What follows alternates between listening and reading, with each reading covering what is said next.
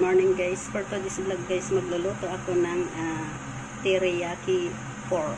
So ayan. Ayan yung pork. Minarinated ko na yan. Tapos meron akong onions dito. Ang ginamit kong onions itong ganitong pork. So ayan guys. Ngayon naglagay na ako ng mantika sa kawali. Ilagay ko na ang onion.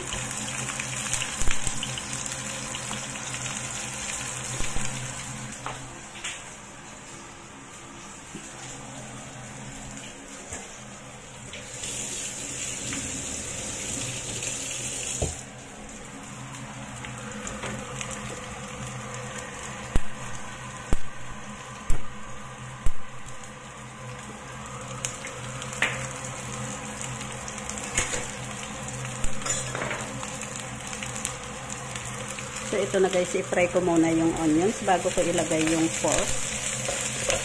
Ayan. I-fry lang natin yan hanggang sa maging brown ng kaunti. At saka yung lalabas yung aroma ng onions.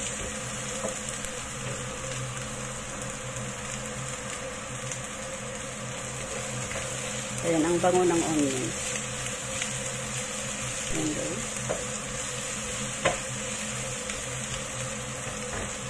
So, yan na guys, luto na yung onions. Tanggalin ko muna yan at i-fry ko muna yung pork bago ko pagsamahin sa onions at saka yung pork. So, yan guys. Ayan.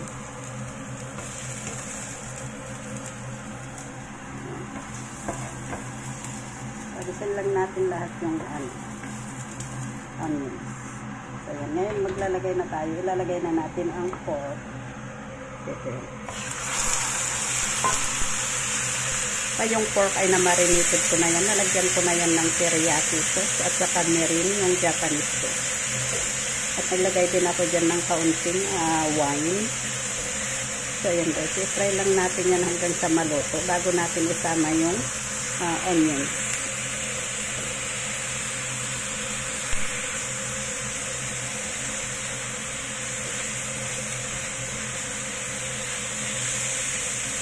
Ayan, ang bango guys. Napakabango niya.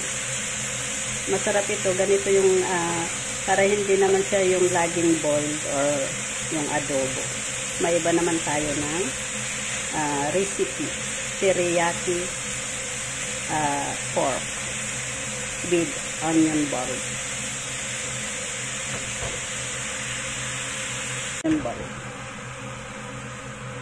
Ito yung onion. Ayan, napakaganda ng kulay.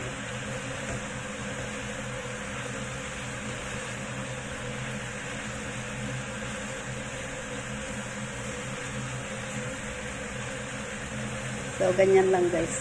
Madali lang siyang lutuin. Pero nasa ano lang kasi yan, nasa sa lasa. At saka yung technique kung paano lutuin ang ulam para masarap. So, ayan na guys.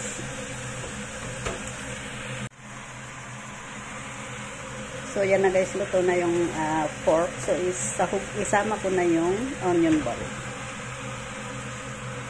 Ito yung onion.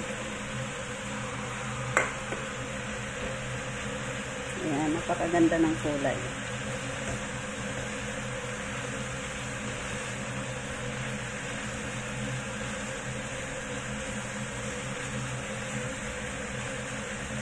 So, ganyan lang guys. Madali lang siyang lutuin. Pero nasa ano lang kasi yan. Nasa sa lasa. At saka yung technique kung paano lutuin ang ulam para masarap. So, yan na guys. So, ito na guys. Ready to serve na siya. So, ilalagay na natin sa isang plato. Ayan.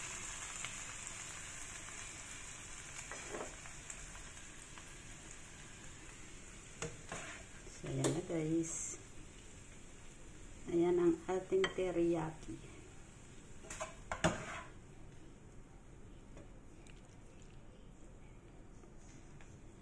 So, yan na guys. Thank you for watching. Please don't forget to click like and share. Thank you. Bye-bye. God bless.